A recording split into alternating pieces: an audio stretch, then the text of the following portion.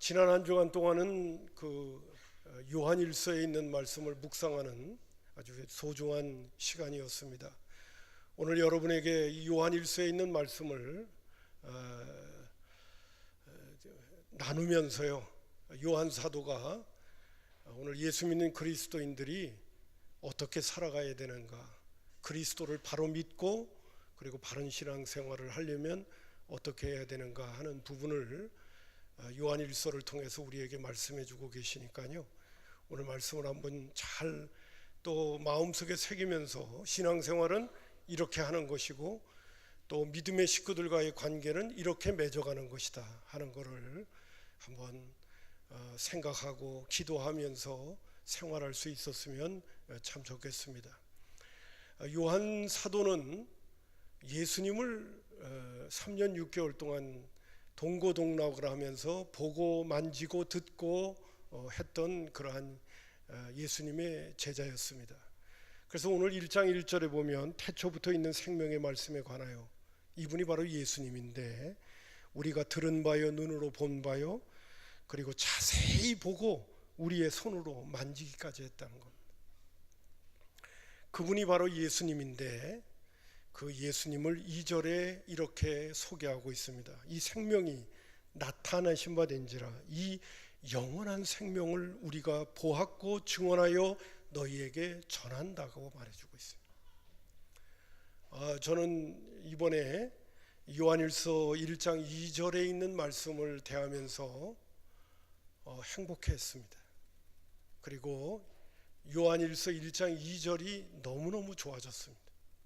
왜냐하면 예수님을 특별히도 영생 그렇게 단도직입적으로 표현하지 않고 영원한 생명이라는 그런 단어를 쓰고 있기 때문에 그렇습니다. 그 예수님을 여러분들에게 이제 전한다, 소개한다, 그렇게 말해주고 있어요. 여러분, 요한일서 5장 1절에 보게 되면 예수께서 그리스도이심을 믿는 자마다 하나님께로부터 났다고 그랬습니다. 요한일서 5장 11절과 12절에 보면 하나님이 우리에게 영생을 주신 것은 이 생명이 그의 아들 안에 있는 그것이니라. 아들이 있는 자에게는 생명이 있고 하나님의 아들이 없는 자에게는 생명이 없다고 그랬습니다. 예수를 믿으면 하나님께로부터 하나님의 생명이 우리 가운데 부음받아지고 하나님께서 우리에게 영원한 생명을 주시는데 그 영원한 생명은 바로 예수 그리스도 안에 있는 생명이라고 우리에게 말해주고 있고, 우리가 예수님을 구주로 영접하면 주님이 내 안에 와 계시는 것, 제가 자주 인용합니다마는 골로새서 1장 27절에 이 비밀은 너희 안에 계신 그리스도인이 영광의 소망이라고 그랬어요. 자, 첫 번째 드리고 싶은 말씀이 있습니다. 예수님이 육신을 입고 이 땅에 오신 목적이 무엇입니까? 우리로 하여금 죽음의 문제를 해결시켜 주시기 위하여 오신 것입니다. 우리로 하여금 영원을 잇대어 살아갈 수 있는 존재가 되도록 하기 위하여 예수님은 이 땅에 오신 것입니다. 그리고 우리의 구주가 되어 주신 겁니다. 여러분, 오늘 제가 여러분에게 이 말씀을 또 드리면서 또 드리고 싶은 말씀입니다. 죽음을 두려워하지 마십시오.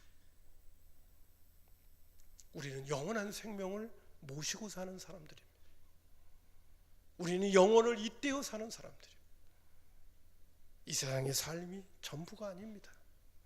우리는 영원한 하늘나라까지 우리의 길이 열려져 있는 거예요. 그거를 정말 믿으면서 살아야 돼요. 따라서 합시다. 예수님은 영원한 생명이시다. 그 생명이 내 안에 와 있는 거예요. 더 긴 얘기는 오늘 하지 않으려 합니다. 그래서 예수님이 이 땅에 오신 것이 하나님이 우리에게 주신 위대한 선물인 거예요. 이 세상의 모든 걸 다 가져도 죽음의 문제는 그 누구도 해결할 수 없어요. 예수님만이 해결하는 거예요. 이걸 알고 사셔야 됩니다. 이걸 정말 믿고 사셔야 됩니다. 왜 예수님 한 분만으로 충분하다는 말을 왜 하는지를 다시 한번 생각하십시오. 예수님 때문에 영원한 생명 얻은 건 이미 주어진 거고요. 그 다음에 이 땅에 사는 날 동안에 이것저것 다 필요해요. 그렇긴 하겠죠. 그러나 이미 하나님께서 우리에게 주시고 싶은 것이 무엇인가에 대한 가치만큼은 우리가 잘 아셔야 됩니다. 잘 아셔야 됩니다. 자, 두 번째, 오늘 영생은 또 뭐냐라고 말할 때 영생이라고 하는 것이 우리 안에 우리 주님이 와 계신다고 하는 것이 또 주는 의미도 있지만은 요한복음 17장 3절에 보면 이렇게 말씀하고 계십니다. 자, 우리 한번 또 다 같이 읽어보겠습니다. 시작. 영생은 곧 유일하신 참 하나님과 그가 보내신 자 예수 그리스도를 아는 것 오늘 또 얘기할게요. 오늘 영원한 생명을 우리가 보았고 증거하여 너희에게 전한다고는 이 영원한 생명은 영생이거든요. 근데 이 영생은 내 안에 이렇게 간직하고 이렇게만 갖고 다니는 게 아니에요. 그분과 교제를 해서 그분을 알아가야 되는 거예요. 안다라고 하는 이 표현을 또 오늘도 말씀드릴게요. 히브리 말로는 야다고 헬라어로는 기노스코라는 겁니다. 경험적인 삶을 이야기해요. 경험적인 삶. 여러분, 문재인 대통령을 나는 알아요. 신문을 통해서, 뉴스를 통해서 문재인 대통령이 이런 사람이다. 그런데 문재인 대통령은 나를 몰라요. 왜요? 내가 그분을 경험적으로 알지 않았기 때문에. 여러분, 오늘도 많은 교회 나오는 사람들이 명목상의 그리스도인이라는 말을 써요. 교회는 나와요. 근데 종교인이에요. 주님과의 경험이 없어요. 주님과의 사귐이 없어요. 이게 문제죠. 하나님을 맛보아 알아야 되는데 그게 없어요. 지식적으로 듣기만 했어요. 인간의 이성으로 알기만 했어요. 경험이 없어요. 경험이. 여러분, 한 사람이 한 남자와 한 여자가 결혼을 한다고 할 때 결혼하기 이전과 결혼한 이유는 분명히 다를 수밖에 없어요. 안다라고 하는 이 표현은 경험을 이야기하는 거예요. 오늘 신앙생활이라고 하는 것은, 영생이라고 하는 것은 주님을 우리가 모셔드리는 거 중요하죠. 영원한 생명이시니까요. 그 다음에 두 번째는 그분과 사귀어야 합니다. 그분과 교제해야 됩니다. 그분을 경험적으로 알아가야 하는 거예요. 근데 그 경험적으로 알아가는 거는 계속해서 그분과 만나서 대화하고, 오늘 우리의 말로 표현한다면 말씀과 기도를 가지고 주님 앞에 나아가서 주님과 계속해서 교제하는 그 시간이 있어야만이 그분을 알아갈 수가 있는 거예요. 그것도 지식적으로 알아가는 걸로 끝나는 것이 아니라 경험적으로 알아가는 거죠. 그런 은혜가 우리에게 있어야 한다는 것입니다. 오늘 요한 사도가 내가 너희에게 이 예수 그리스도를 소개하는 이유는 뭐냐? 그분이 누구이며 그분과 교제하는 사람이 되기를 바라는 거예요. 영원한 생명과 오늘도 교제하면서 그분을 알아가기를 바란다. 요한복음 17장 3절에 있는 말씀은 더 구체적으로 말씀하시기를 유일하신 참 하나님 아버지와 그를 보내신 예수 그리스도를 아는 거라고 말해주고 있어요. 오늘 요한 사도가 우리와의 사귐이 있기를 원한다고 할 적에도 분명히 언급하고 있기를, 여러분 1장 3절에 보면 우리가 보고 들은 바를 너희에게 전하면 너희로 우리와 사귐이 있게 하려 하는데, 우리의 사귐이 뭐냐? 우리가 먼저 아버지와 그 아들 예수 그리스도와 더불어 누리고 있다는 말을 하고 있어요. 이 누림이라는 표현도 아버지와 아들과 더불어 오늘도 사귐을 갖고 있다는 거예요. 그 사귐을 너희들과 나누고 싶다는 거예요. 너희들도 예수님을 영접하고 그분과 교제하면서 누리고 있는 것을, 나도 주님과 교제하면서 누리고 있는 것을 더불어 함께 나누기를 원한다는 거예요. 여러분, 신앙생활은 예수님을 영접하는 걸로 끝나는 게 절대로 아닙니다. 우리의 평생을 통하여 그분과 동행하면서 그분을 알아가는 것입니다. 그러면서 그 알물 위해서 우리는 경험적으로 그분과 늘 교제할 수 있어야 되는 거예요. 여러분, 신앙생활에 있어서 무엇보다도 중요한 것은 저는 이 부분이라고 생각합니다. 여러분, 바쁘고 힘들고 어렵고 피곤하더라도 주중에 주님을 알아가십시오. 주님과 나와의 1대1의 관계가 무엇보다도 중요한 것입니다. 하루하루의 생활 속에서도 주님과 나와의 관계가 무엇보다도 중요한 것입니다. 주님 앞에 서는 그날도 내가 누구 때문에 서지 않습니다. 나와 하나님이 단독적으로 서는 겁니다. 내가 주님 앞에 독대하는 것입니다. 이 부분을 여러분 잊지 마시고 오늘도 신앙생활은 우리 주님과 교제해 가는 것이다. 우리 주님과 더불어 함께 살아가는 것이다. 그리고 그분을 경험해야 된다. 제가 늘 말씀드린 것처럼 왜 그분이 우리 안에 와 계셔야만 되는가? 우리를 도와주시기 위해서도 와 계시지만 우리와 함께 사귀기 위해서 오신 거예요. 이 부분을 우리는 놓치면 안 됩니다. 자, 그리고 좀 더 나아가서 하나 더 있는 게 뭐냐 하면요, 오늘 제가 1장 3절에 얘기한 것처럼 요한 사도가 예수님을 알고 예수님을 경험한 것을, 당신도 알고 믿고 경험한 것을 함께 나누는 겁니다. 이것이 바로 교회고, 이것이 바로 예수 믿는 그리스도인들의 사귐입니다. 세상 얘기하면서 사는 게 아니에요. 내가 만난 하나님, 내가 경험한 하나님, 내가 요사이 누리고 있는 그 주님을 아무개 집사가 요사이 경험하고 누리고 그리고 알고 체험한 그 주님을 같이 나누는 거예요. 이것이 성도의 사귐. 헬라어로는 뭐라고 하냐면 그것을 코이노니아라고 얘기하는 거예요. 코이노니아라고 하는 이 친교라고 하는 뜻은 굉장히 영적이고 거룩한 것입니다. 왜? 주님을 알고 주님을 만나고 경험하는 이야기를 믿음의 식구들과 함께 교제하는 것이기 때문에. 여러분, 그리고 이런 교제가 이루어지게 되면 4절에 우리가 이것을 쓰면 우리의 기쁨이 충만하게 하려 합니다. 성도의 교제가 주님을 만나고 주님을 경험했던 이야기들을 함께 나누게 될 때에 예수 믿는 그리스도인들은 거기서 기쁨을 충만하게 경험할 수 있는 은혜의 자리들을 경험하게 된다는 것이죠. 저와 여러분은 우리 믿음의 식구들과의 관계성 속에서 무슨 이야기를 하고 살아가고 있습니까? 목장교회에서 무슨 이야기를 나누고 있습니까?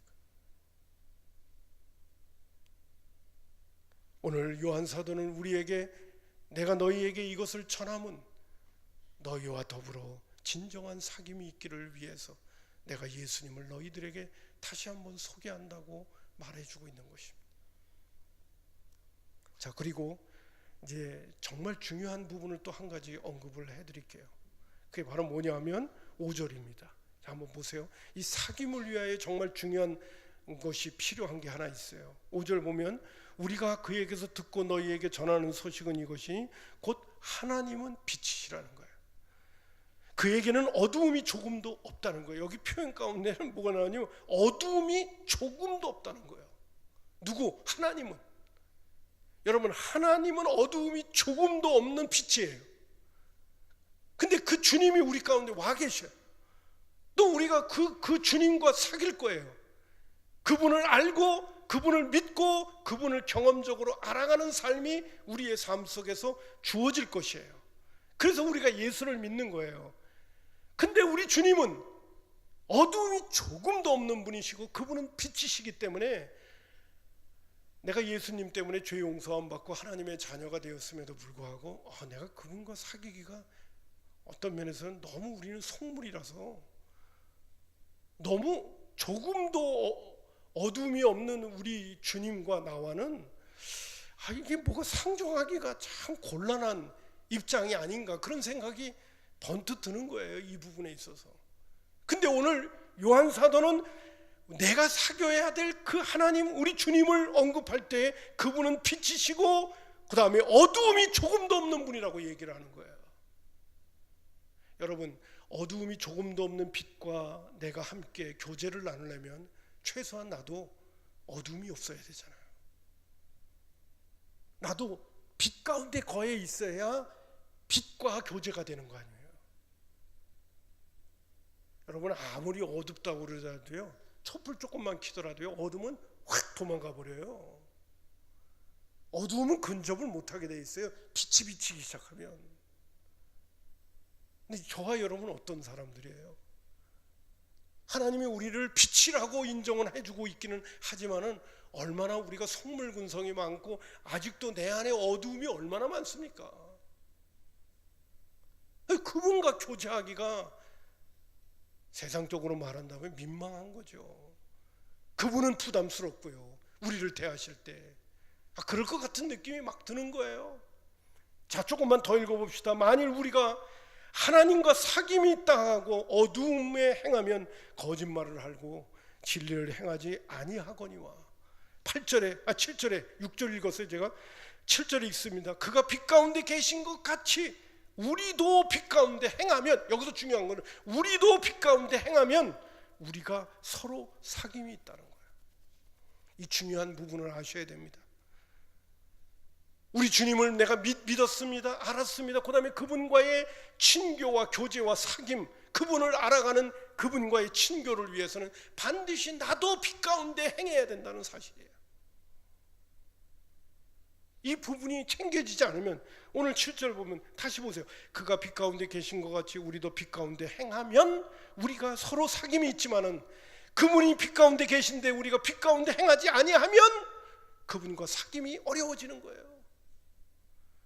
그분이 우리로 하여금 예수 그리스도의 보혈의 피를 통해서 우리로 하여금 문을 열어놨어요. 하나님께로 나아갈 수 있는 문을 열어놨어요. 그분을 만나고 교제하고, 그분이 내 안에 오셨어요. 그분만 만나고 교제하고 그분과 친밀한 관계를 맺고 살아갈 수가 있는데, 중요한 한 가지가 뭐냐면 그가 빛 가운데 계신 것 같이 나도 빛 가운데 행해야 되는 중요한 목표와 방향이 저와 여러분에게 있어야 한다는 것입니다. 그래야 그분과 계속되어지는 사귐이 이루어질 수가 있는 거예요. 이게 신앙생활이에요. 그리고 좀 더 나아가서 여러분, 갑자기 그 메시지를 전하다 말고 그 아들 예수의 피가 우리를 모든 죄에서 깨끗하게 하실 것이라는 말씀을 왜 하고 계신지 아십니까?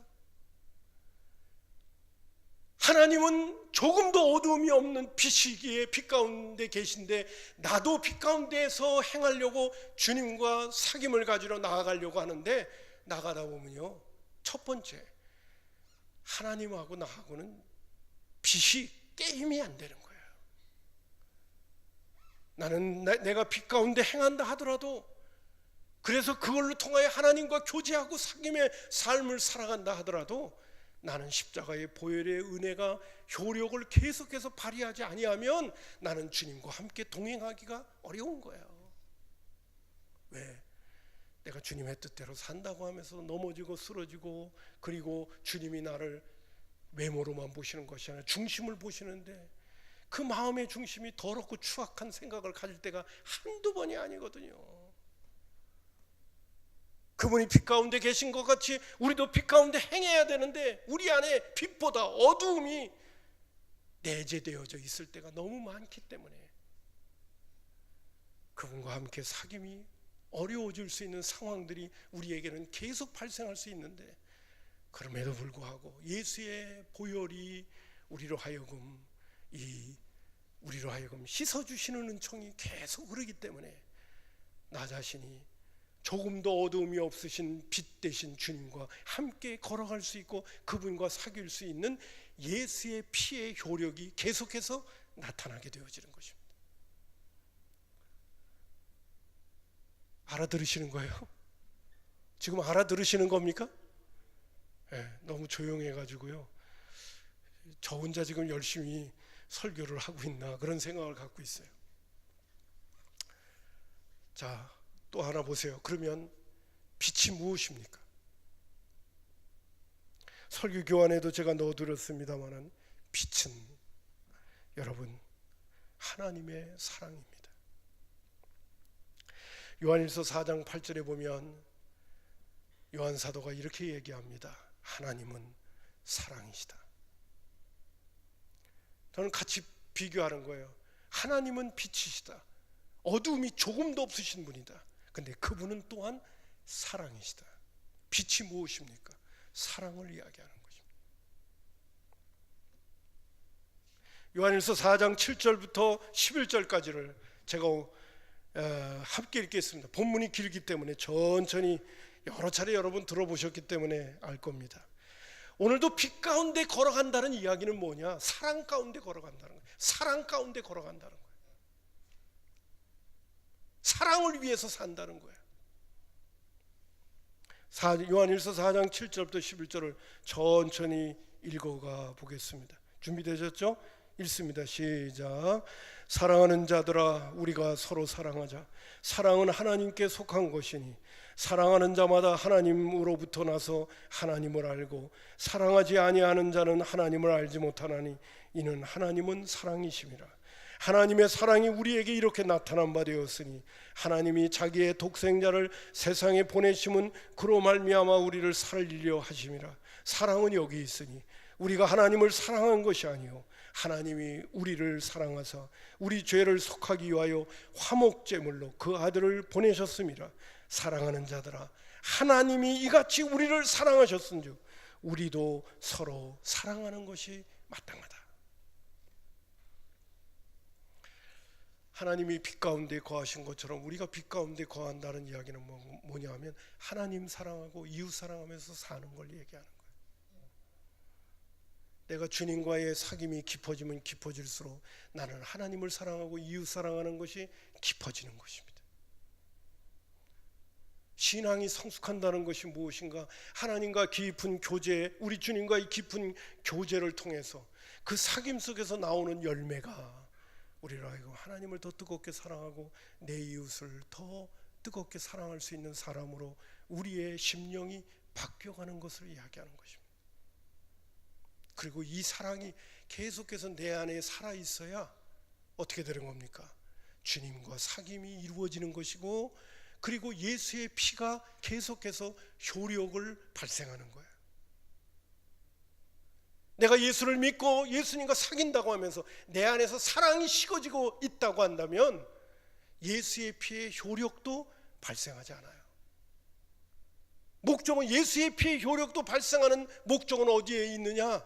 내가 주님과 빛 가운데 걸어가고 있을 때 7절에 언급한 것처럼 그가 빛 가운데 계신 것 같이 우리가 빛 가운데 행하면 우리가 서로 사귐이 있고 그 아들 예수의 피가 우리를 모든 죄에서 계속해서 깨끗하게 해주시면서 우리로 하여금 주님과 동행하게 만들어주시는데 그 주님과 동행함이 무엇인가? 사랑이라는 것입니다.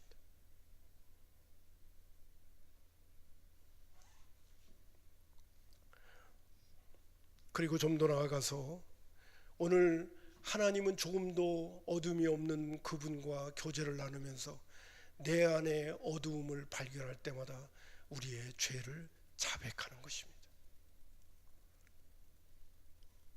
당연히 십자가의 보혈로 우리를 정결케 해주시는 은혜가 계속 흐르고 있지만 내가 깨달을 때마다 아 이건 어둠이야.